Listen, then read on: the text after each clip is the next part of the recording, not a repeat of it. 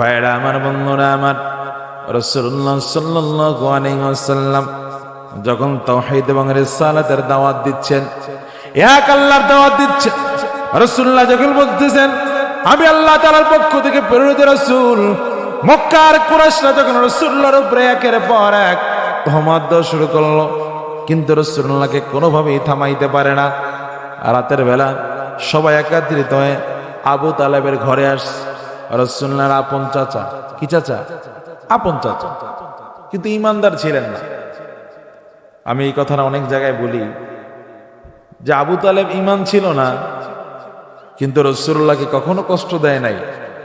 এমনকি মক্কার কাফেরদেরকে আবু তালেব বলছিলেন যে আমি ইমান গ্রহণ করিনি, এই কথা ঠিক, কিন্তু ভাতিজার শরীরে যদি কেউ ফুলের একটা টোকা দেয় তাইলে কিন্তু আমি আবু তালেব আমি এটা কিন্তু মানতে পারবো না, এর প্রতিশোধ কিন্তু আমি নিবই। কিন্তু বর্তমান জমানার মুসলমান কিছু চাচা আছে, দেখা যায় ভাতিজার সম্পদ জোর করে খায়, আছে না নাই? জোরে বলেন, আছে না নাই? আবু তালেব বেঈমান হওয়ার পরেও রাসূলুল্লাহকে আগলায় রাখলেন, সব সময়ের জন্য রাসূলুল্লাহকে নিয়ে খানা খাইতেন, রাসূলুল্লাহর সঙ্গে একসাথে চলাফেরা করতেন, কখনো রাসূলুল্লাহকে দূরে সরায় রাখে না। আর এখন দেখা যায় ভাই মারা গেলে ভাইয়ের ছেলেদের সঙ্গে, ভাবিদের সঙ্গে, ভাইয়ের মেয়েদের সঙ্গে চাচারা দুর্ব্যবহার করে। এরকম ডাকাত মার্কা চাচা আছে না নাই? জোরে বলেন, আছে না নাই? প্রিয় ভাইয়েরা আমার, বন্ধুরা আমার, মক্কার কাফিররা গভীর রাত্রে আবু তালেবের ঘরে আসার পরে ডেকে বললেন, আবু তালেব, বাপ দাদার ধর্মের বিরুদ্ধে তোমার ভাতিজা সব সময়ের জন্য দাওয়াত দিচ্ছে, তুমিও নিষেধ করো না, আমরাও কিছু বলতে পারি না। আবু তালেব বললেন, আমার ভাই নাই,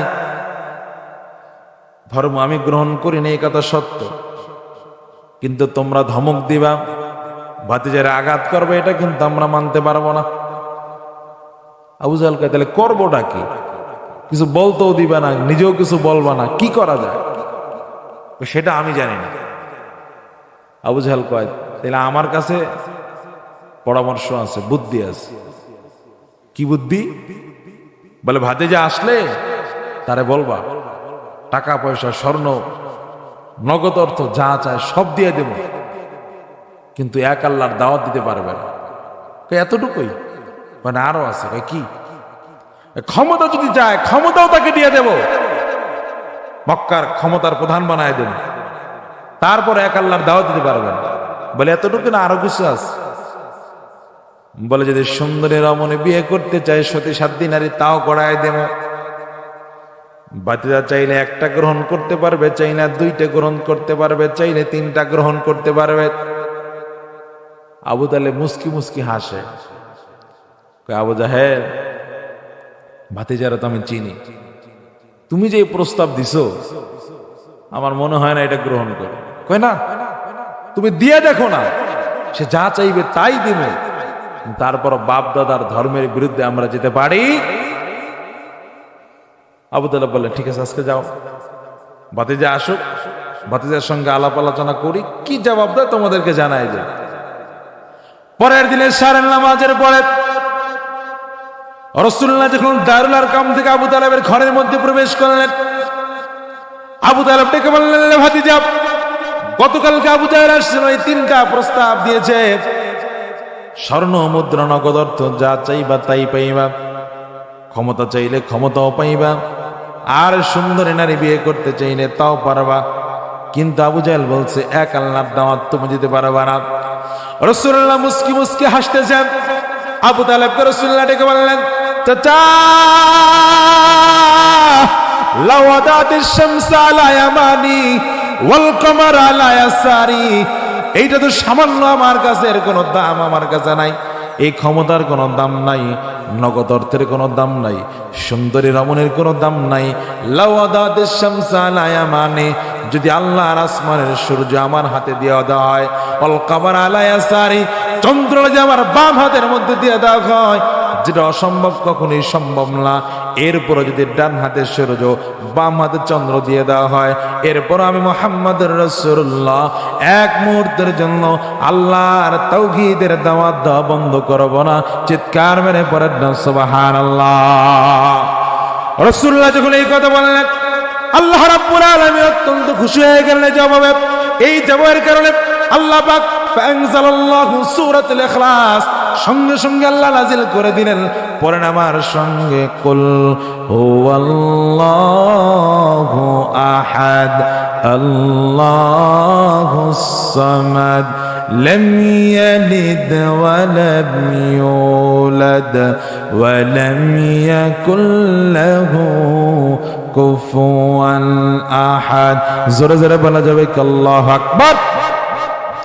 এই দুইটা কারণ আপনাদেরকে শোনাই দিলাম। এখন আসেন, কেন আল্লাহ সূরা ইখলাস নাযিল করলো? দেখবেন আমাদের দেশে কবর জিয়ারত করলো, সূরা ইখলাস পড়ে। মিলাদ শরীফ পড়তে গেল সূরা ইখলাস পড়ে কি পড়ে না?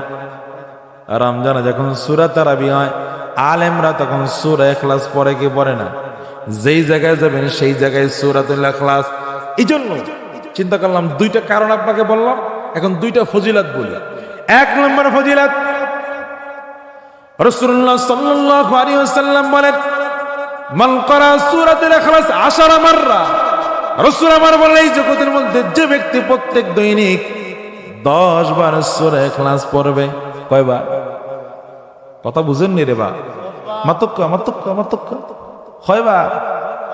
10 বার। রাসূলুল্লাহ বললেন 10 মাররা, যে ব্যক্তি 10 বার সূরা ইখলাস পড়বে, রাসূল আমার বললেন কসরিনা ফিল জান্নাহ। জোরে জোরে বলেন না সুবহানাল্লাহ। ভাইরা আমার, বন্ধুরা আমার নূরে বললেন, যে ব্যক্তি জমিনের মধ্যে 10 বার সূরা ইখলাস তেলাওয়াত করবে, আল্লাহ রাব্বুল আলামিন খুশি হইয়া ওই ব্যক্তির জন্য কসরিনা ফিল জান্নাহ, জান্নাতের মধ্যে আল্লাহ একটা নূরের মহল তৈরি করে দিবেন। সুবহানাল্লাহ পড়েন। হাদিসের দ্বিতীয় অংশে রাসূলুল্লাহ বললেন, এরপরে আরো 10 বার যে ব্যক্তি বাড়াইবে, 20 বার করবে। রাসূলুল্লাহ বললেন, ওই ব্যক্তির জন্য আল্লাহ রাব্বুল আলামিন 2টা নূরের মহল বানাইবেন। এরকম করে যত বেশি আপনি সূরা ইখলাস বাড়ায় পড়াবেন, তত বেশি নূরের মহল আমার আল্লাহ বাড়াইতেই থাকবেন। জোরে কন্না সুবহানাল্লাহ। এটা বললাম একটা ফজিলত। আর একটা ফজিলত বলি, এই জগতের মধ্যে জান্নাতের দরজা কার কার খোলা, বা জান্নাতের টিকিট পাইছেন নি আপনারা? কি কন, সারা বাংলাদেশে এত টিকিট হয়, আপনার একটাও পান নাই। এটা হইল সিলেটে মানুষ তো, লন্ডনী মানুষ, টাকা পয়সা মানুষ, আমরা তো আরো আগে টিকিট পাওয়া দরকার। কতক্ষণ না কার সমস্যা কি জানেন? আমার দক্ষিণ অঞ্চলের মানুষ তো আমরা,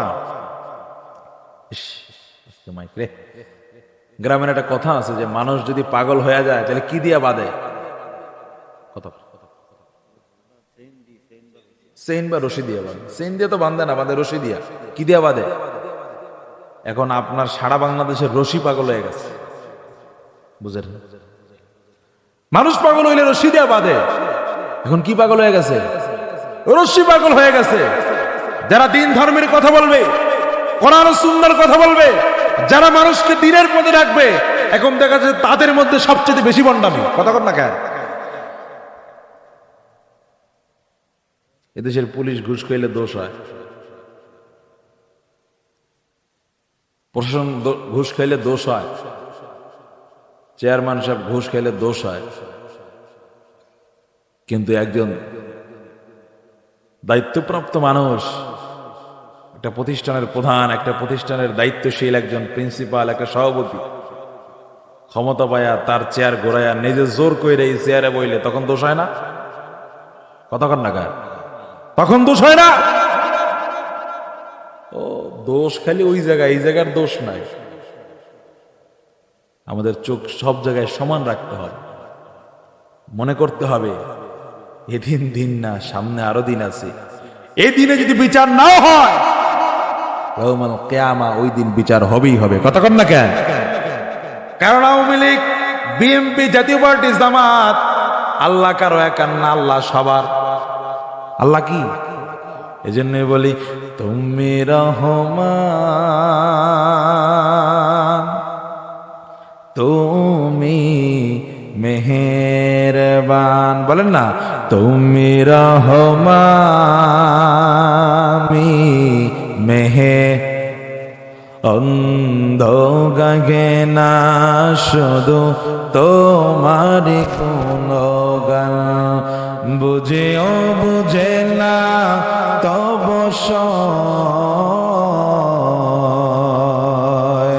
পড়েন, তুমি রহমান, তুমি মেহে। কখন তোমাকে যদি ভুলি, হেদায়েতের আলো জ্বলে নিয় কাশ তুলি। কখন তোমাকে যদি ভুলি, হেদায়েতের আলো জ্বলে নিয় কাশ তুলি। ঠাই দিও অদ মেরে ও গো দয়াবান,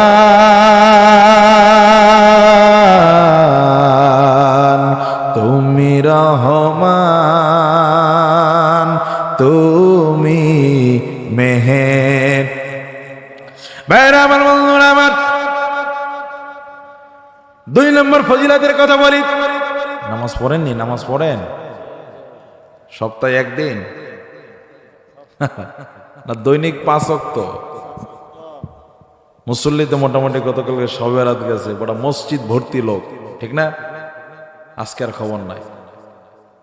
এই যে এখানে যারা বসছেন, অনেকে হয়তো ফজরের নামাজ পড়েন নাই, অনেকে জোহরের নামাজে পড়েন নাই, অনেকে আসরও পড়েন নাই, অনেকে মাগরিবও পড়েন নাই, অনেকে এশার নামাজও পড়েন নাই, অনেকে আবার নিয়াত করে বইছেন আল্লাহ বাঁচাইলে মাহফিল শুনে ঘুমাইবেন, ফজরের নামাজও পড়বেন না। কি এই নিয়ত আছে নি? ওদের ঘুমাইছি যাহা করে খোদায়, কোনো ডাকাডাকি নেই। যদি মনে হয় যে টের পাইছি তাইলে পড়ি, আর টের না পাইলে পড়ি। আল্লাহ হেফাজত করুক, পড়ি আমিন। এই ফজিলাটা নামাজের সঙ্গে একটা যুক্ত আছে, সম্পর্ক আছে।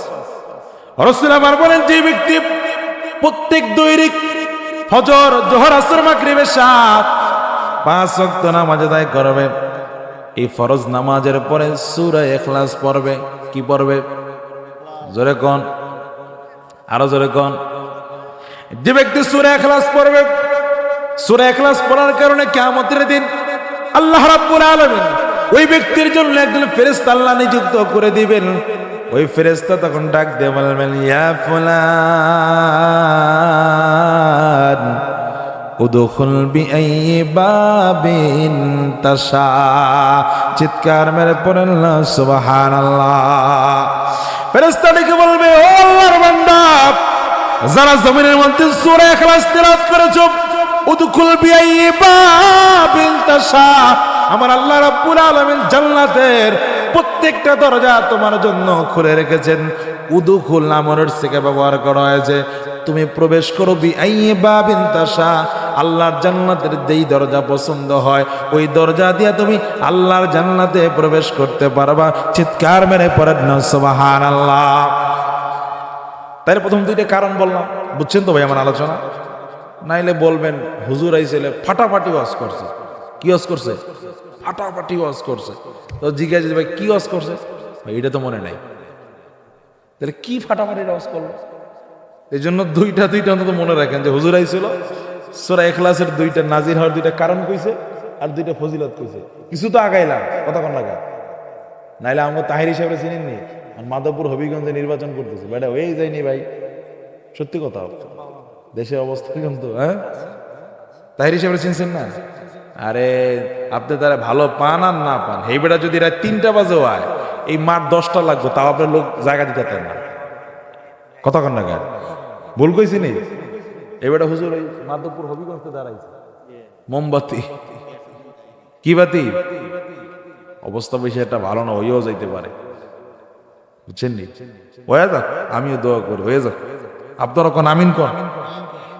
তাহির হিসাব যদি একটা এমপি হয়, তাহলে আমরা সংসদে আগে মমতাজ গান গাইতো, ওই বেড়ার থেকে তো আমরা মজার কিছু কথা শুনতে পারবো। কথা কন না কে? ঠিক না? ভালো মানুষ হোক দরকার। আলেমরা সংসদে গেলে দেশ থেকে দুর্নীতি দূর হয়ে যাবে, কথা কর না কেন? তবে মনে রাখতে হবে, ইমান চোরের চাইতে চান্দাবাজ ভালো। বুঝেননি আমার কথা? ইমান চোরের চাইতে চান্দাবাজ ভালো। এমন লোকজন না যায় যে এবার আমাকে ইমানটাই চুরি করে। আল্লাহ আমাদেরকে হেফাজত করুক। পড়ি আমি। অনেকে বলে আগে আমরা কথা বলতে পারতাম না, হিসাব করে কথা বলা লাগতো, কিন্তু আল্লাহকে সাক্ষী রেখে বলি, এখন 1 ঘন্টার বয়ান করতে গেলে যতবার আমি হিসাব করি, আল্লাহ কি কইলাম জানি। আগে এতবার আমার হিসাব করা লাগে নাই, এখন যতবার হিসাব করা লাগে। কথা বুঝেন নাই? কারণ আমি একটা ভাড়া গাড়ি চালাই, মানে নিয়ে আস, ওই একটা গাড়ি গ্লাস বাংলা ওরে ভাড়া দেবো 3000 টাকা, আর গ্লাস বাংলা যাবো 20,000 টাকা। কথা বুঝেন নাই? আর আমার যে জানডা, আমার 2টা মাইয়া, পোলা, বউ, বাচ্চা সবাই আমার দিকে তাকায় থাকে। এই জানডারও তো একটু নিরাপত্তা দরকার আছে। আগে এত হিসাব করা লাগে না, এখন দিয়ে আরো বেশি হিসাব করা লাগে। দেশ বলে সুন্দর হয়েছে, কই আমি তো দেখি না কিছু। এই যে 2-4টা কথা কইলাম, আমি বারবার ভাবি যে কি কইতেছ। কথা কি আপনি বুঝেন? আল্লাহ হেফাজত করো। পড়ি আমিন। বলতেছিলাম তাইলে যেটা, যে তাইলে আপনি 2টা ফজিলত শুনলেন, 2টা কারণ শুনলেন। এখন আসেন এই আয়াতের কিছু অর্থ শুনেন, এরপরে আমরা বিদায় হয়ে যাই। এই সূরার প্রথম আয়াত কি? কুল হুয়াল্লাহু, বলেন বলেন, কুল হুয়াল্লাহু আহাদ। এই সূরার প্রথম শব্দটা হচ্ছে কুল। প্রথম শব্দটা কি? অর্থ হচ্ছে হাবিব, ইয়া রাসূলুল্লাহ, আপনি জানায় দেন, আপনি বলুন। আপনারা সূরা ফাতিহা পারেন না? আলহামদুলিল্লাহি রাব্বিল আলামিন। সমস্ত প্রশংসা কার? জোরে বলেন না। আল্লাহর সমস্ত প্রশংসা। সূরা ফাতিহার শুরুতে কুল নাই, কিন্তু সূরা ইখলাসের শুরুতে কুল আছে। আল্লাহ পাক বললেন কুল হুয়াল্লাহু আহাদ। হাবিব, আপনি জানায় দেন আল্লাহ এক। এই জায়গায় কেন আল্লাহ কুল ব্যবহার করলেন? এর 1 নম্বর কারণ হচ্ছে আদম থেকে ঈসা পয়গম্বর সবাই আল্লাহরে বলছে, আল্লাহ রব্বি আরিনি, আপনি আমাদেরকে দেখা দেন। আচ্ছা, আপনাদেরকে একটা কথা বলি, আপনাদের এইখানে আদালত কোন জায়গায়? সিলেটে, সুনামগঞ্জে? হ্যাঁ, এই কোর্টের নাম জজকোর্ট। জজকোর্ট। আচ্ছা, জজকোর্টের একজন বিচারক বিচার করতে বসছে। এক পাশে আসামি পক্ষ, আর এক পাশে বাদী পক্ষ। এখন আসামির পক্ষের সাক্ষী খুব স্ট্রং, ভালো, চোখে দেখে, কানও ক্লিয়ার, কথাও বলতে পারে। কিন্তু যে বাদী পক্ষের যে সাক্ষী, এটা চোখেও দেখে না, এটা কানেও ভালো শোনে না, কথাও ঠিক মতো বলতে পারে না, তোতলায় কথা। এখন আপনারা বলেন, আসামি পক্ষের সাক্ষী এই কথার গুরুত্ব বেশি হবে না বাদী পক্ষের সাক্ষীর গুরুত্ব বেশি হবে? বুঝেন নাই আমাদের? 2 জন সাক্ষী, যে চোখে ভালো ক্লিয়ার দেখে, যার কান ক্লিয়ার, যে ভালো কথা বলতে পারে, আদালত তার কথাটাই গ্রহণ করবে। কথা কন না কেন? এ থেকে আমি কোন নবীকে ছোট করার জন্য বলতেছি না। পয়গম্বর আদম থেকে মুসা, ঈসা, নূহ, সমস্ত নবীর আল্লাহর দেখতে চাইছে, কেউ আল্লাহর দেখতে পারে নাই। কিন্তু আল্লাহ পাক আপনার আমার নবী মুহাম্মদুর রাসূলুল্লাহকে স্পেশাল ভাবে দাওয়াত দিয়ে নিয়ে গিয়েছেন। স্বয়ং চর্মচক্ষু দ্বারা রাসূলুল্লাহ আল্লাহকে দেখেছেন। এই জন্য আদম থেকে ঈসা পর্যন্ত সবার সাক্ষী একদিকে, আর রাসূলুল্লাহর সাক্ষী অন্যদিকে। চিৎকার মেরে পড়েন না সুবহানাল্লাহ। সবাই না দেখে বলছে আল্লাহ এক, আর আমার রাসূল আল্লাহকে দেখে বলছে কুল হুয়াল্লাহু আহাদ, আল্লাহ এক। প্রিয় ভাইয়েরা আমার, বন্ধুরা আমার, এই জন্য আল্লাহ পাক বললেন, দোস্ত আপনি চাইলে বলতে পারতেন আল্লাহু আহাদ, কিন্তু না, আমি আপনাকে স্পেশাল ভাবে বললাম, আপনি বলুন কুল হুয়াল্লাহু আহাদ, আল্লাহ এক। ঠিক কিনা বলেন? আল্লাহর ব্যাখ্যা আর করলাম না, এটা আপনারা জানেন। এবার আসেন আহাদ। আরবিতে 2টা শব্দ আছে, 2টা অক্ষর আছে। একটা হচ্ছে আহাদ, আর একটা হচ্ছে ওয়াহিদ। একটা কি? আহাদ, আর একটা কি? ওয়াহিদ। ওয়াহিদ শব্দের অর্থ এক, আহাদ শব্দের অর্থ এক। আল্লাহ তো বলতে পারতেন কুল হুয়াল্লাহু আহাদ, আল্লাহ এক, কিন্তু আল্লাহ সেটা বললেন না। আল্লাহ বললেন কুল হুয়াল্লাহু আহাদ, আল্লাহ এক। আল্লাহ কি? বলতে পারেন কেন? কারণটা হচ্ছে ওই যে ইহুদিরা আল্লাহর সম্পর্কে পরিচয় জিজ্ঞেস করছে, আল্লাহ হচ্ছেন এক, আল্লাহর কোন শরীক আছে? কথা কন না, শরীক আছে। এই জন্য পয়গম্বর হযরত লোকমান আলাইহিস সালাম তার সন্তানকে সব সময়ের জন্য নসিহত করতেন। তিনি বলতেন, ইয়া বুনাইয়া লা তুশরিক বিল্লাহ ইন্নাশ শিরকা লাযুলমুন আযীম। উচ্চ কণ্ঠে পড়েন আল্লাহু আকবার। হযরত লোকমান আলাইহিস সালাম বলতেন, আমার কলিজার টুকরা সন্তান, লা তুশরিক বিল্লাহ, আল্লাহর সঙ্গে শরীক করো না, আল্লাহর অংশীদারের সাথে কাউকে শরীক করো না। আল্লাহর হাদিয়াতের ক্ষেত্রে, আল্লাহর সিফাতের ক্ষেত্রে, আল্লাহর জাতের ক্ষেত্রে কাউকে শরীক করো না।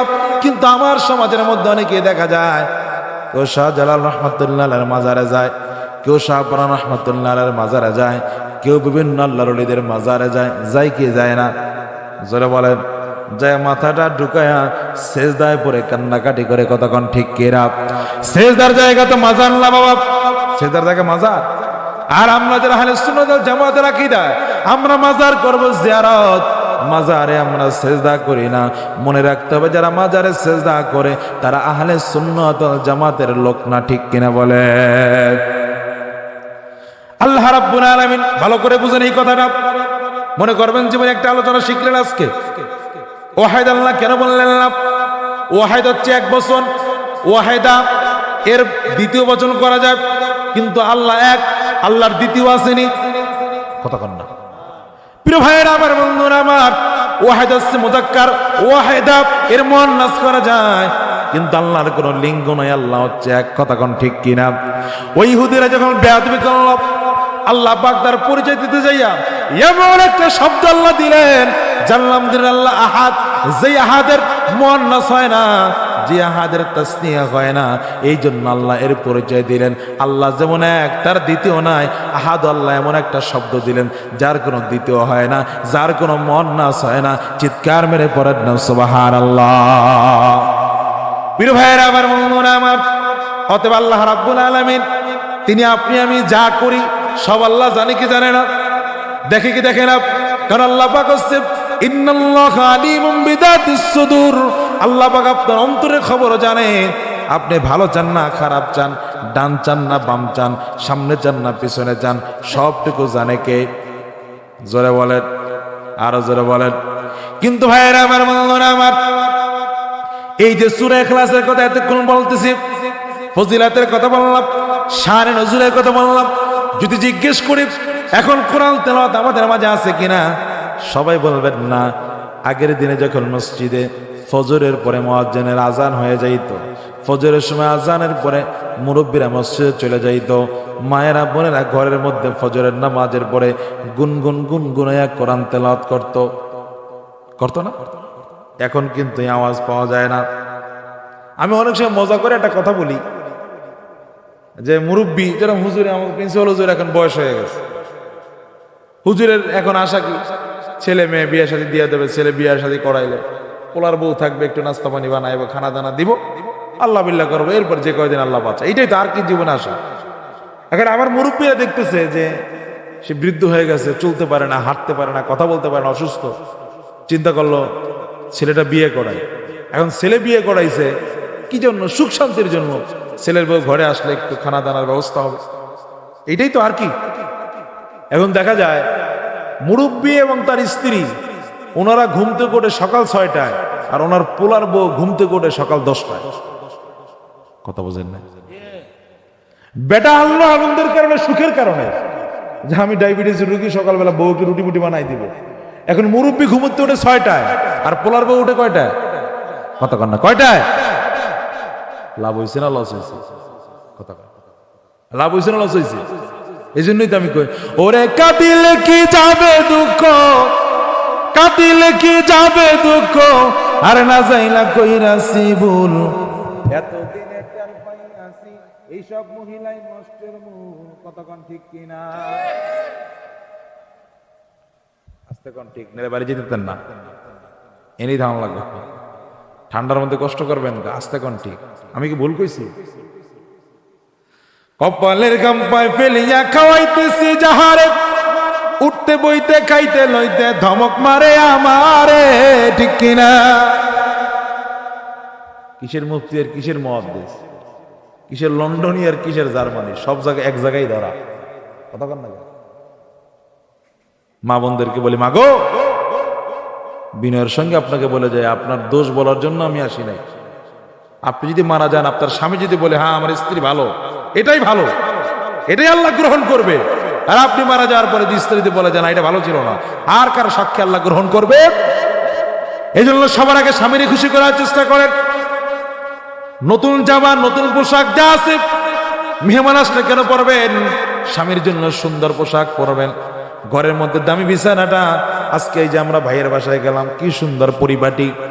আপনার বাসায় মেহমান আসলে সুন্দর বিছানা, কিন্তু স্বামী ঘরে গেলে এমন একটা পোশাক তিনি পরে থাকেন, ঘরে এত দামি পোশাক থাকার পরও স্বামীর সামনে সুন্দর পোশাক পরে না, স্বামীর সঙ্গে উচ্চ কণ্ঠে কথা বলে, এমন ভাবে কথা বলে মনে হয় 3 দিন আগে তার কুকুরে কামড়াইছে।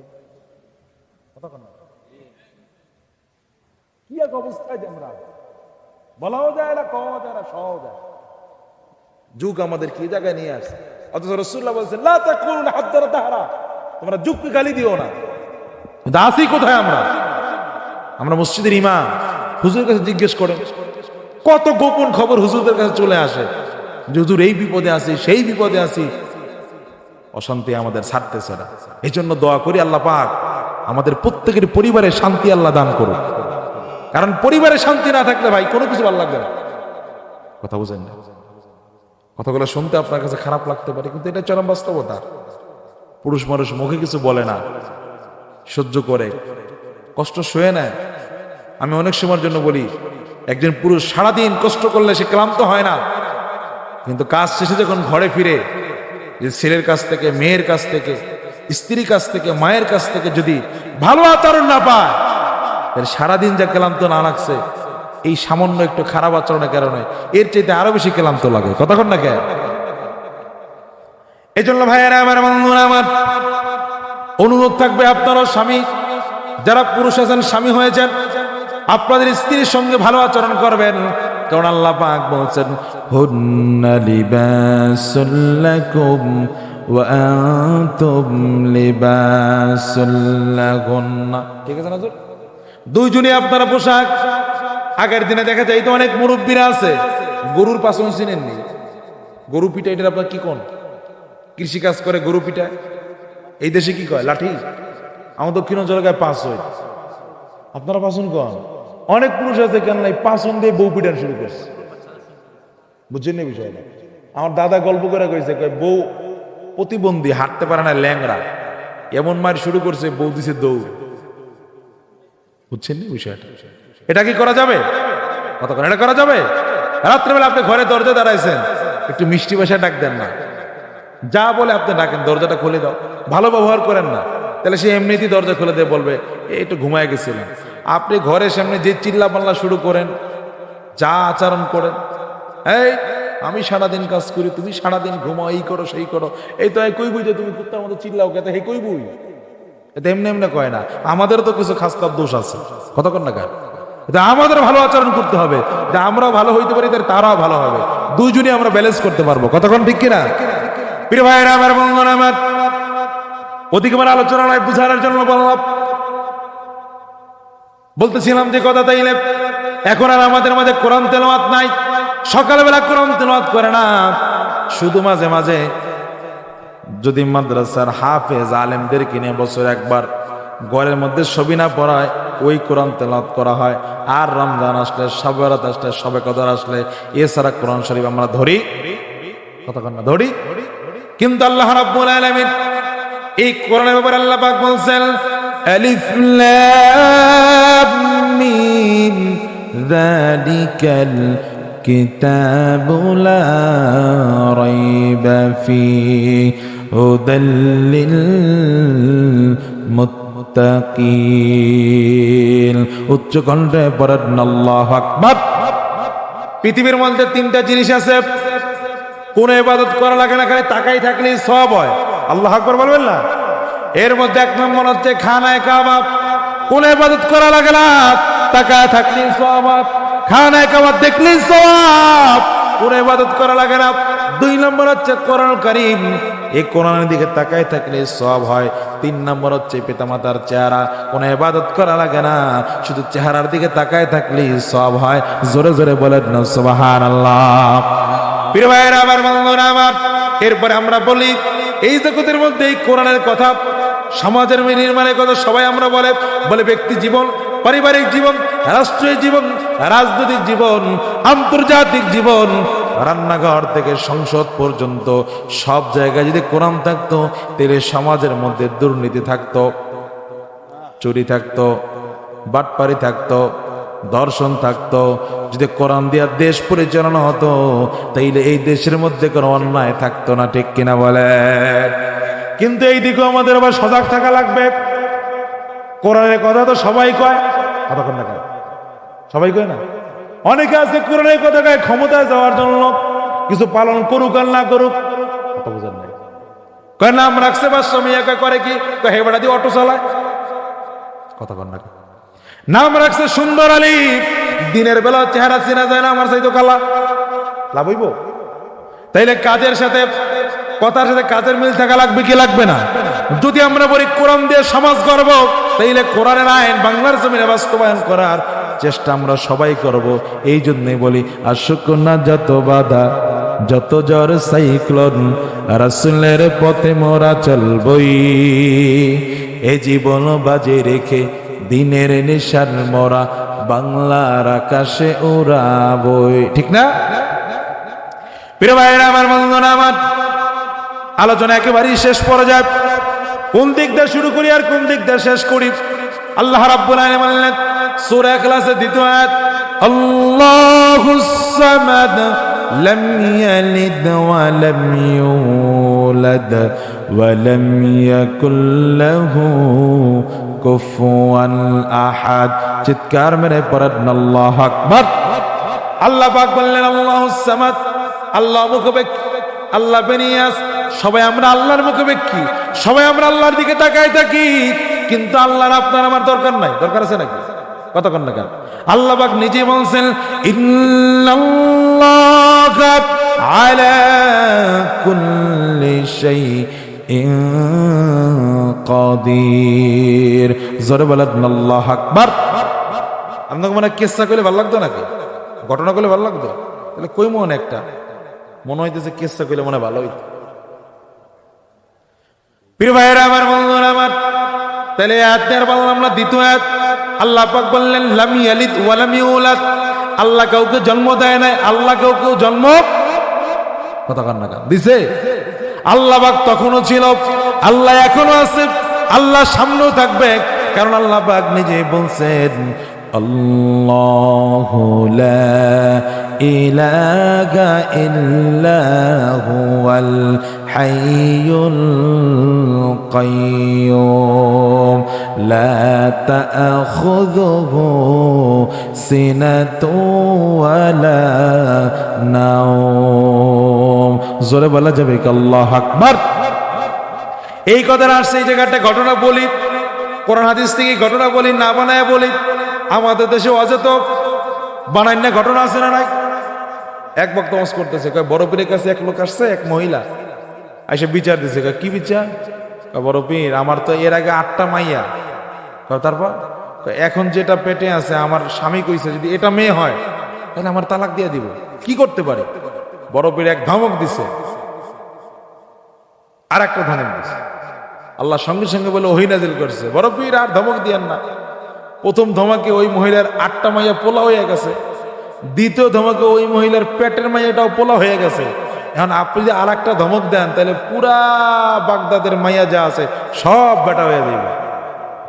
কি গল্প! আর আমরা সারা জীবন কইছি কি সুবহানাল্লাহ সুবহানাল্লাহ সুবহানাল্লাহ। এখন কিন্তু সেই যুগ আর মানুষ অষ্ট করার পরেই মনে করেন ভাই আমার জিগেল হুজুর আপনি যে কিসসাটাই ঘটনাটা কইলেন এটা কই পাইছে, তাহলে আমি কি কমু যে ভাই তাড়াতাড়ি আমার সাইরা দেন, আমি ঢাকা যাইগা। এই জন্য উল্টা পাল্টা কিছু বলা যাবে না। ওকে কোনো ঘটনা বললো এটা কোরআন সুন্নাহ থেকে বলতে হবে, ঠিক কিনা বলেন? রাসূলুল্লাহ জলিল কদরের সাহাবী হযরত আবু হুরায়রা, কি নাম ভাই? একটা মাতুক্কা, কি নাম? আবু হুরায়রা। খুব নম্র একজন সাহাবী, ভদ্র, ঠান্ডা মেজাজের একজন সাহাবী। একদিন এশারের নামাজের পরে মসজিদে নববী থেকে বের হইছে, দেখতেছেন বাইতুল মালের মধ্যে এক ব্যক্তি চুরি করতেছে। হযরত আবু হুরায়রা রাদিয়াল্লাহু আনহু যে পিছন দিকে ধরছে, এই চোর, তুমি বাইতুল মাল থেকে টাকা চুরি করো, কারণটা কি? সম্পদ চুরি করো, কারণটা কি?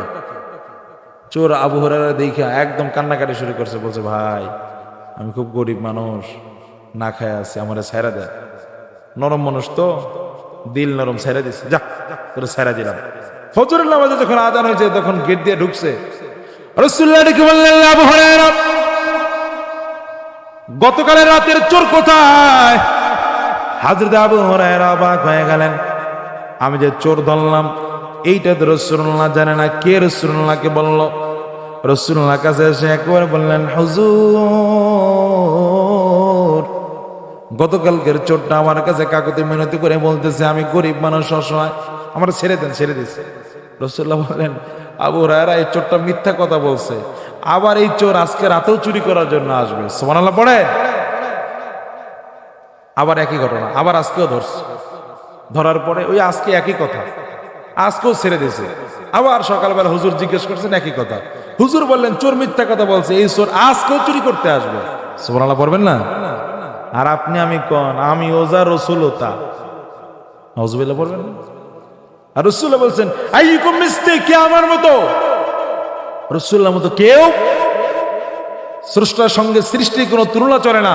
আর সৃষ্টির মধ্যে মুহাম্মদুর রাসূলুল্লাহ, তার সঙ্গে দ্বিতীয় আর কারো তুলনা চলে। আজকে তৃতীয় দিন যখন চোর আসছে, আজকে ধরছে ভালো করে, আজকে আর তোমার ছাড়াছাড়ি নাই। এখন চোর বলতেছে, ভাই আসলেই আমি গরিব মানুষ। কয় না, রাসূলুল্লাহ বলছেন তুমি সব মিথ্যা কথা বলো। এখন চোর বলতেছে, আচ্ছা ঠিক আছে, আপনি যখন আমার কথা বিশ্বাস করবেন না, তাইলে আপনাকে আমি একটা ওয়াজ শোনাই। কি শোনাই? কথা কয় না, কি শোনাই? কে শুনাইবে? চোরে। কে শুনাইবে? কথা কয় না, কে শুনাইবে? চোরে ওয়াজ করে না। কি চোরের ওয়াজ আপনারা শুনেন না জীবনে? বেশি সহজে শুনছেন না? এদেশের বহুত মানুষ আছে যারা রাস্তাঘাট, কালভার্ট, ব্রিজ, স্কুল, কলেজ, ইউনিভার্সিটির ভবন, এমনকি সরকারের লেট্রিন পর্যন্ত চুরি করছে। কতক্ষণ নাগাদ? এরপর মাহফিল প্যান্ডেল এসে বড় বড় গল্প করে। আপনারা দেখেন নাই জীবনে? দেখলেও তো আপনারা কইবেন না। কতক্ষণ নাগাদ চোরাস করে। এখন বলতেছে কি ওয়াজ? বলতেছে তুমি তো খুব কবর নিয়ে চিন্তা করতেছো, তোমার এমন একটা ওয়াজ শিখাই দিব যে আমলটা করলে তোমার কবরের আযাব, মৃত্যু যন্ত্রণা আল্লাহ মাফ করে দিবে। হযরত আবু হুরায়রা নরম মানুষ, চোরের এই ওয়াজ শুনে তিনি, তার অন্তরটা গলে গেল। চোর ওয়াজ করলেন, ফাঁক দিয়ে চোর পলায় গেলেন। ফজরের নামাজের আজান যখন হয়ে গেল, হযরত আবু হুরায়রা মসজিদ নববীর মধ্যে ঢোকার পরে রাসূলুল্লাহ ডেকে বললেন, আবু হুরায়রা, গতকালকে কি আর চোর ধরতে পারো না?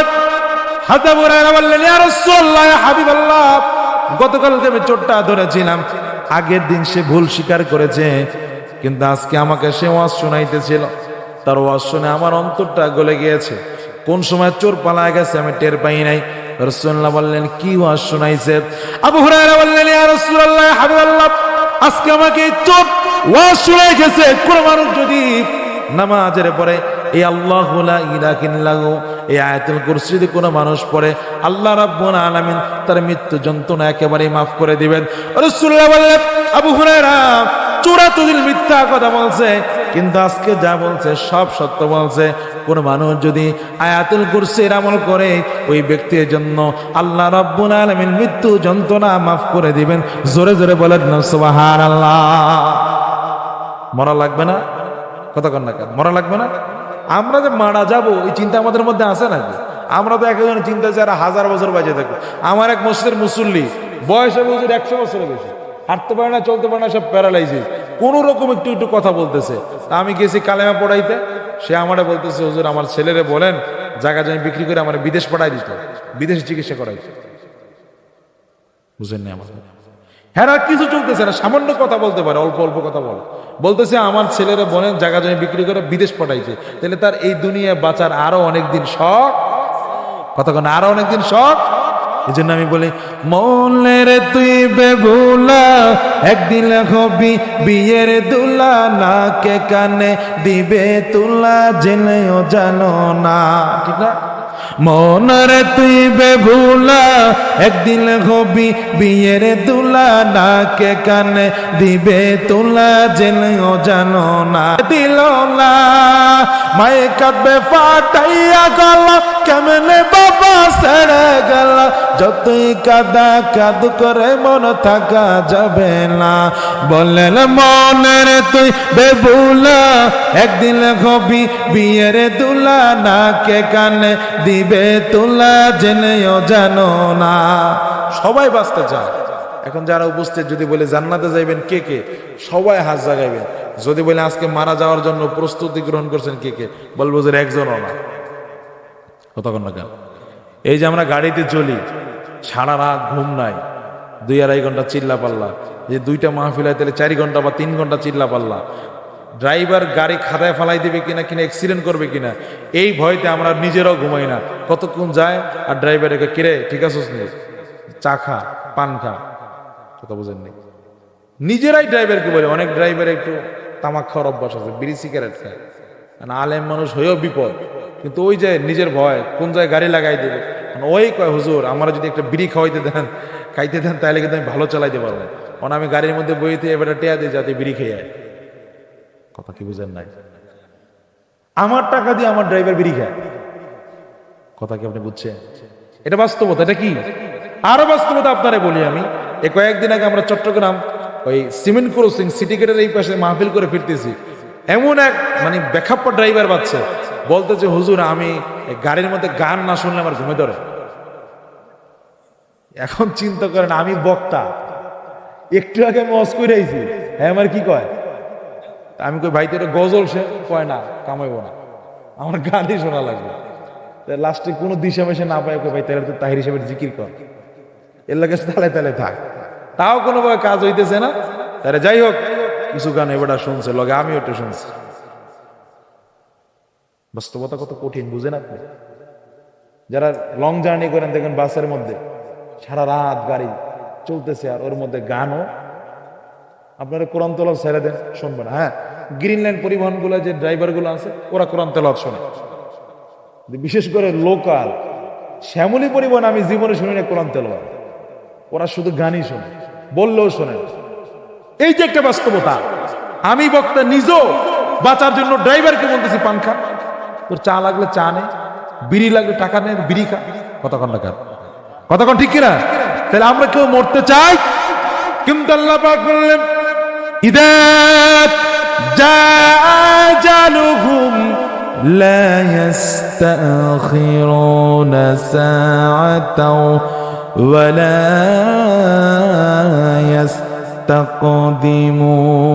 ইস্তাকদিমুন। জোরে বলা যাবে কি আল্লাহু আকবার? আল্লাহ রাব্বুল আলামিন বললেন যখন চলে যাওয়ার সময় আসবে, মালাকুল মাউত যখন চলে আসবে, এক মুহূর্ত দেরি করা হবে না, আসার সঙ্গে সঙ্গে তোমার জানটা কবজ করে নেবে। এই যে ভাইয়ের বাসার মধ্যে গেলাম, কি সুন্দর বিল্ডিং, আপনার কি মনে হয় ওই বিল্ডিং আজরাইল ঢুকতে পারবো না? কথা কয় না, পারবো না।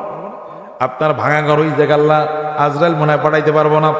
আল্লাহ পাক অন্য জায়গায় বললেন ওয়ালাউ কুনতুম ফি বুরুজিম মুশাইয়াদা, আরে দুনিয়ার সামান্য ঘর তো দূরের কথা, বরং লোহার জিনজির বানায়া ওই জায়গার মধ্যে লুকায়া থাকো, ওই জায়গার মধ্যে তোমাকে মালাকুল মউত পাকড়াও করবে। ঠিক কিনা বলেন?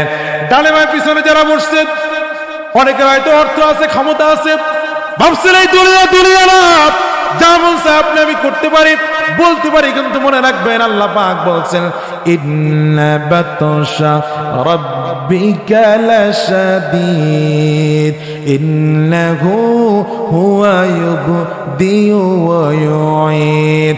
সবাই ধরে বারবার, আল্লাহ ধরবে একবার, কতক্ষণ না, সবাই ধরে বারবার, আল্লাহ ধরে একবার। আল্লাহ ওই দিন আপনার হিসাব নিবে, সত্য বলছেন কিনা, নামাজ পড়ছেন কিনা, হালাল খানা খাইছেন কিনা, পর্দা করছেন কিনা। সামান্য অপরাধ করলো আল্লাহ পাকের হিসাব নিবে, সামান্য নেক করলো আল্লাহ হিসাব নিবে কি নিবে না? কথা কন। এই জন্য আল্লাহ পাক বললেন 30 পারায়, ফামান ইয়ামাল মিথকালা যাররাতিন খায়রান ইয়ারা ওয়া মান ইয়ামাল মিথকালা যাররাতিন শাররান ইয়ারা। জোরে বলেন আল্লাহু আকবার। শেষ বলে একটা আওয়াজ দেন। আল্লাহ পাক বললেন যাররা পরিমাণ আমল করলো, সামান্য অপরাধ করলো, এটা আল্লাহ যেরকম ধরবেন, আবার সামান্য নেক করলো, এর যাজা আল্লাহ দিবে কি দিবে না? রাসূলুল্লাহ একজন প্রেমিক, আশিক, পাগল, দেওয়ানা। আপনারা যারা এখানে বসছেন রাসূলুল্লাহকে ভালোবাসেন কি বাসেন না? জোরে কম দেখি কারা কারা বাসেন। নারে তাকবীর, নারে রিসালাত। আর জোরে বলেন না নারে রিসালাত। রাসূলুল্লাহকে ভালোবাসেন? রাসূলুল্লাহর একজন প্রেমিক যার নাম হযরত রবি বিন সুলাইমান, একেবারে শর্ট করে নিয়ে আসছে। গরিব মানুষ, কি মানুষ? অসহায়, দরিদ্র, টাকা পয়সা নাই। সে রবি বিন সুলাইমান চিন্তা ভাবনা করছে রাসূলুল্লাহর রওজা জিয়ারতে যাবে, এই নিয়ত করছে। টাকা পয়সা নাই, দীর্ঘদিন টাকা পয়সা জমা করার পরে কাফেলা মিলাইছে। এখন বন্ধু বান্ধব বলতেছে, দোস্ত রাসূলের রওজায় যাবার ঠিক আছে, একটা কাজ করি, আমরা হজে চলে যাই। হজও চলে গেলাম, হজ করার পরে আমরা মদিনায় চলে গেলাম, তাইলে আমাদের হজ হয়ে গেল, পাশাপাশি রাসূলের রওজাও জিয়ারত করা হলো। বলে আচ্ছা ঠিক আছে। হজের মৌসুমের আগে রওনা করছে, কাফেলা মিলায়া কিছু দূর যাওয়ার পরে এক জায়গায় একটা তাবু গাইরা একটা কাফেলা গাইরা দিচ্ছে। এখন তাবুর মধ্যে সবাই বসছে, খানা দানা শেষ, কেউ হাঁটতে চাটতে বেরোয়েছে। রবি বিন সুলাইমানকে বললেন, তুমি আমির সাহেব, এই টাকা পয়সা আমাদের নগদ অর্থ যা আছে এগুলো দেখে রাখবে। বলে ঠিক আছে। উনি এরকম দেখে রাখেন। আবার কিছু দূর যাওয়ার পর আগে তাবু করছে। তাবু করার পরে হযরত রবি বিন সুলাইমান তাবুর থেকে অনেক দূরে তাকায় দেখতেছেন একটা মরা প্রাণী।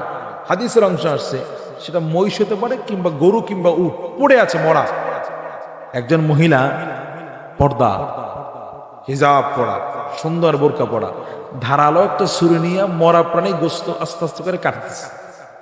হযরত রবি বিন সুলাইমান চিন্তা করলেন, আরে এই মহিলা মরা প্রাণী গোস্ত কুই নিবে, বাজারে বিক্রি করবে না কি করবে, এটা দেখার জন্য তিনি তাবুত থেকে বের হয়েছে। যুবক বন্ধুরা আমার, রবি বিন সুলাইমান ওই মহিলার থেকে কিছু দূর পিছনে দাঁড়ায় লক্ষ্য করলেন মহিলা কি করে। দেখে মহিলা ব্যাগের মধ্যে মরা প্রাণী গোস্ত নিয়ে আস্তে আস্তে করে মরুভূমির মধ্যে হাঁটে। তিনিও তার পথ যেদিকে যায় তিনিও পিছনে পিছনে হাঁটতেছে। দেখতেছে মরুভূমির এক পাশে ছোট্ট একটা ভাঙা ঘর, মহিলা তার মধ্যে ঢুকে দরজাটা লাগাই দিছে। ঢুকার পরে হযরত রবি বিন সুলাইমান একেবারে ঘরের কাছাকাছি চলে গেলেন। ঘরের মধ্যে ঢুকার পরে ঘরের মধ্যে কান্নার বিকট আওয়াজ আসতেছে। রবি বিন সুলাইমান দরজার সামনে দাঁড়ায়া ডাক দিলেন, কে গো? আপনাদের পরিচয় কি? আপনারা কেন কান্না করেন? এর কারণটা কি? সবার কান্না বন্ধ পর্দার কারণে। ছোট্ট একটা বাচ্চা বললেন, আপনি কে? আপনার পরিচয় কি? রবি বিন সুলাইমান তার পরিচয় দিলেন। ছোট্ট মেয়েটা বললেন, আমরা হইলাম আওলাদে রাসূল, রাসূলুল্লাহর বংশের লোক। দীর্ঘদিন পর্যন্ত খাদ্য কষ্টে আমরা ভুগতেছি, না খেয়ে মরার উপক্রম হয়েছে। কোনো খানা আমার মা আমাদের জন্য জোগাড় করতে পারে না। সর্বশেষ আমার মা আজকে মরা প্রাণের গোশত আমাদের জন্য নিয়ে আসছে। এই কথা শোনার পরে আশিক রাসূলুল্লাহ বিন সুলাইমানের চোখ দিয়ে পানি পড়া শুরু করে গেলেন। তিনি ভাবলেন, আরে রাসূলুল্লাহর রওজায় আমি যাব, রাসূল যদি আমাকে ডেকে বলে, সুলাইমান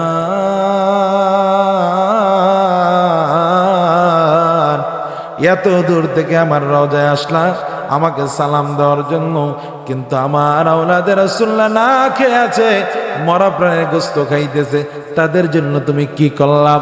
এই চিন্তা করে হযরত নবী সুলাইমান ওই যে খানায় কাবায় যাওয়ার জন্য, বাইতুল্লাহ যাওয়ার জন্য, রাসূলুল্লাহর রওজায় যাওয়ার জন্য যেই প্রকার নগদ অর্থ তার কাছে জমা ছিল, রাসূলুল্লাহর মুহাব্বতে সবটুকু তাদেরকে হাদিয়া করে দিলেন।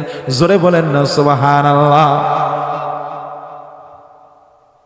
হাদিয়া দেওয়ার পরে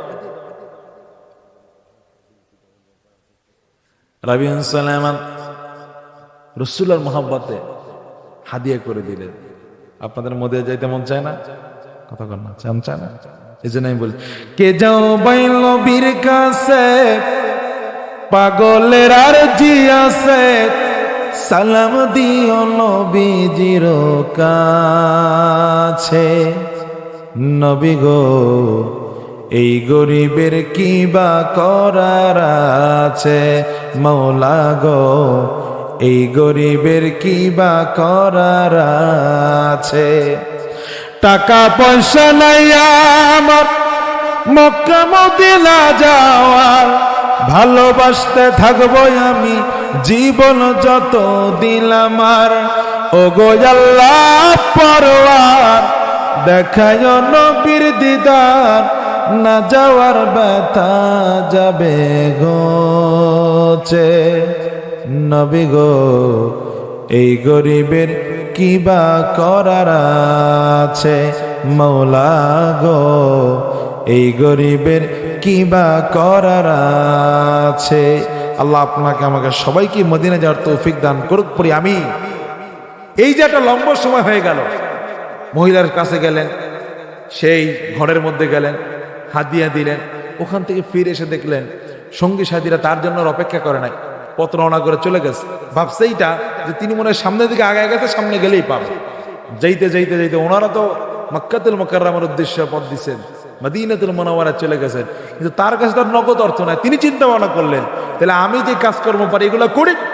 ওনারা যখন আবার এই পথ দিয়ে কাফেলা বাড়ি দিয়ে আমার এলাকায় যাবে, ওনাদের সঙ্গে আবার চলে যাবে। অনেক লম্বা ঘটনা।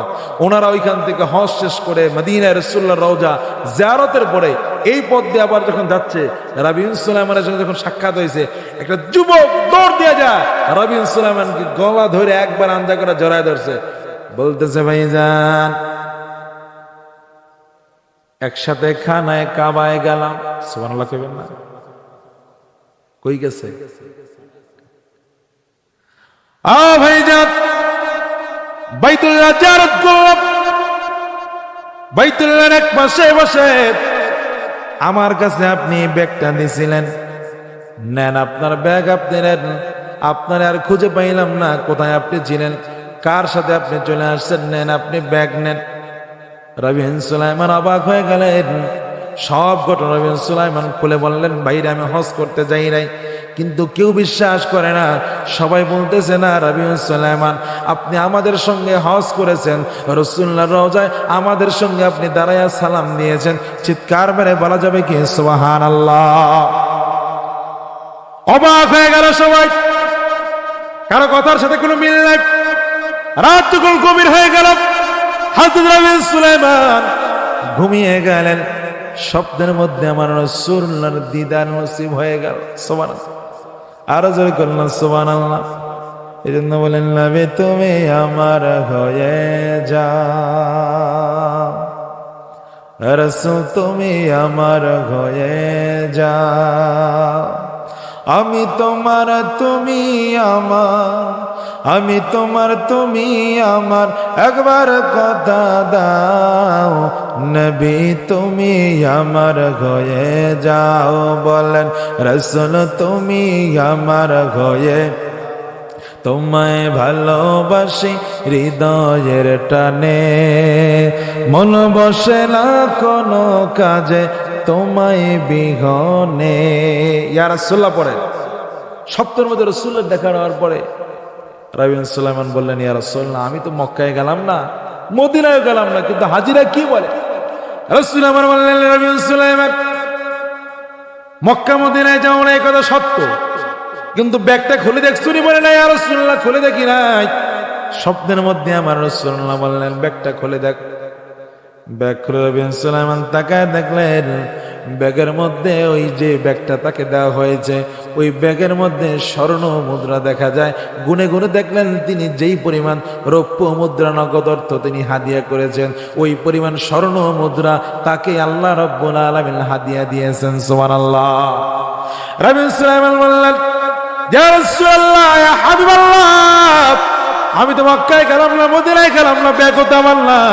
আল্লাহর রাসূল বললেন, রাবী বিন সুলাইমান তুমি আওলাদের রাসূলকে মহব্বত করে যে হাদিয়া দিলা, যে দানটা তুমি করে দিলা, তাদেরকে যে হাদিয়া করে দিলা, আল্লাহ খুশি হইয়া তোমার আকৃতির একজন ফেরেশতা বানাইয়া তোমার হজ আমার আল্লাহ আদায় করে দিয়েছেন।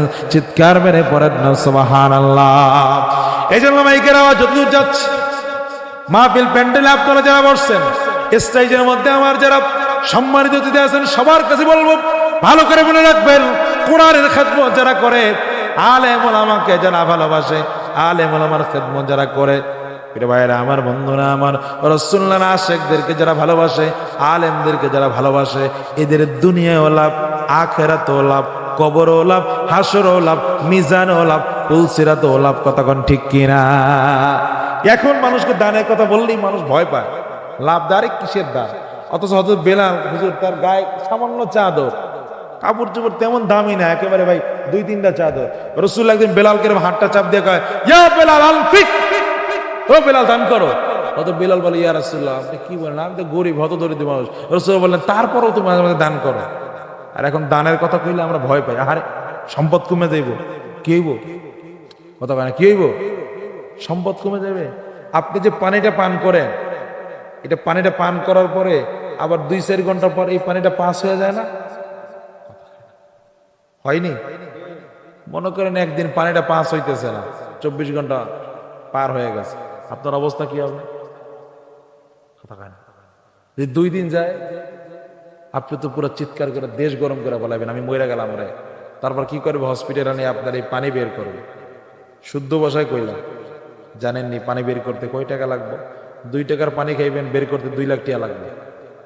কথা কন না? ক্ষমতা কার কাছে? জোরে কন না, ক্ষমতা কার কাছে? এখান থেকে বের হয়ে সামনের দিকে যাবেন, উষ্টা খাইয়া এই কপালের আড্ডি 3টা ভেঙে গেছে, কি করবেন? কথা কয় সেলুনে যে এটা ট্রিটমেন্ট করবেন, কাজ হইব? আমি এখান থেকে বের হয়েছি, ড্রাইভার সামনে যা দিছে লাগায়া, আমার মনে করেন মাজার সাসনা আড্ডি শেষ, লাভ হইব? হেফাজত করার মালিক কেনা? জোরে বলেন, হেফাজত করার মালিক কে? সম্পদ কার? আল্লাহ আপনাকে সামান্য সময়ের জন্য তদারকির দায়িত্ব দিছে। আল্লাহ দেখে যে আপনি কি করেন। প্রিয় ভাইরা আমার, বন্ধুরা আমার, আল্লাহ টাকা পয়সার দরকার না, তো কিচ্ছু দরকার না, আল্লাহ দেখে আপনি কি করেন। এই জন্যই তো কিয়ামতের দিন আল্লাহ কইবে, আমারে খাওয়াইছো, আপনি কইবেন আল্লাহ আপনারা তো পাইছি না, আপনারে কেমনে খাওয়াইবো আমি? ছোটবেলায় পড়ছেন, তখন আল্লাহ কইবে, ও অনাহারে খাওয়াইলেই তো আমারে খাওয়ানো হয়ে যাইতো। এগুলো ছোটবেলায় আমরা পড়ছি, কিন্তু আমল আমরা করি না। প্রিয় ভাইয়েরা আমার, বন্ধুরা আমার, এই জন্য আলোচনা একেবারে শেষ পর্যায়ে। হুজুর আমাকে বললেন যে আমাদের মাদ্রাসার ছাত্রদের জন্য কিতাব দরকার। এই মাদ্রাসা ফাজিল মাদ্রাসা, কিন্তু ফাজিলের বেতন তো মনে হয় নাই, বুঝছে? তাহলে ছাত্র যারা আছে এদের ভর্তি টর্তি যা আছে এগুলো সবই মাদ্রাসা থেকে বহন করতে হয়। আর যদি এটা বহন না করে এটা ছাত্র ভর্তি হবে না, এইটা আর ভবিষ্যতে ফাজিল করার কোনো সুযোগও থাকবে না। এই জন্য শুরুর দিকে কমিটি, এলাকাবাসী, প্রিন্সিপাল, ভাইস প্রিন্সিপাল যারা আছে, শিক্ষক, ওনাদের তত্ত্বাবধানে এই বই দেওয়া লাগে, খাতা দেওয়া লাগে, রেজিস্ট্রেশন করা লাগে। আর আমরা এমন আলিশার ছাত্ররা ফাজেলে উঠলে পড়তে চায় না, বলে চিন্তা করে বই তো ফ্রি পাবো, রেজিস্ট্রেশন ফ্রি, ফর্ম ফিল আপও করতে চায় না। কিন্তু এই পোলায় যখন দারুণ চলে যাব, প্রত্যেক মাসে 8,000 টাকা কমতে হইবে। ওই জায়গার মাগনা পড়া নাই, আসেনি? কিন্তু এলাকার মাদ্রাসা হইলে তারে খুঁজে পাওয়া যায় না। প্রিন্সিপাল হুজুর ফোন করে, কিরে বেটা কালকে তো ফর্ম ফিল আপ আমি না, হুজুর আমি ব্যস্ত আছি, আপনি কইরা দিয়ে। কথা কন না? এই হইলো আমাদের পড়াশোনার অবস্থা। আর আমরা সার্সিনার পড়াশোনা করছি, আমাদের ফর্ম ফিল আপের টাইম দিয়েছে 2 দিন। এই 2 দিনের মধ্যে ফর্ম ফিল আপ করা লাগছে। যদি করতে না পারি তাইলে প্রিন্সিপাল হুজুরের স্বাক্ষর, অমুকের স্বাক্ষর, এই মঞ্জুরি আনতে আনতে আনতে জোতা 3 জোড়া শেষ। কথা কি বুঝছেন না বিষয়টা? এই জন্য অনুরোধ থাকবে, এই মাদ্রাসা দ্বীনি মার্কাজ, এই মাহফিলটা ইসারা সাহেব একটা মাহফিল, ইসলামী মহাসম্মেলন। এটার ফায়দা কি? লম্বা আলোচনা। আপনি আমি জীবিত আছি, আমরা নেক করি, আমল করি, যা সব পাই, এইটা ময় মুরব্বী যারা কবরে চলে গেছে এদের রুহে আমরা বকশিশ করে দিই। কথা কন না? এটাই তো মূল উদ্দেশ্য, না আর কোনো কাজ আছে? তো এই জন্য আমাদের এই অনুষ্ঠানের জন্য, এই মাহফিলের জন্য, এই মাদ্রাসার জন্য আমাদের অর্থের প্রয়োজন। টাকা ছাড়া কোনো কাজ হয়? রাসূলুল্লাহ মাঝে মাঝে সাহাবাদেরকে বলতেন, তোমরা কে কি দেবা? যার যতটুকু সম্ভব ছিল তারা দিত।